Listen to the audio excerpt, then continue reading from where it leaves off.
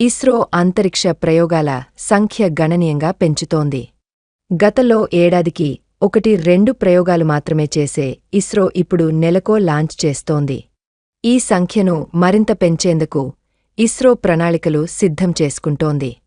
ఇప్పటిదాకా రాకెట్ ప్రయోగం అంటే కేవలం శ్రీహరికోట నుంచి మాత్రమే చేపట్టేది. కానీ ఇప్పుడు రాకెట్ లాంచ్ కోసం సెంటర్ను ఇస్రో ఏర్పాటు చేస్తోంది. దీనికి ఇప్పటికే ఏర్పాట్లు కూడా మొదలయ్యాయి. అన్నీ అనుకున్నట్టు జరిగితే త్వరలోనే భారత్కు రెండో రాకెట్ లాంచ్ సెంటర్ కూడా అందుబాటులోకి వస్తుంది. భారత అంతరిక్ష పరిశోధనా సంస్థ ఇస్రో అంతరిక్షంలోకి రాకెట్ ప్రయోగాల కోసం ఉన్న ఏకైక రాకెట్ ప్రయోగ కేంద్రం తిరుపతి జిల్లాలోని సతీష్ ధావన్ స్పేస్ సెంటర్ షార్, శ్రీహరికోట.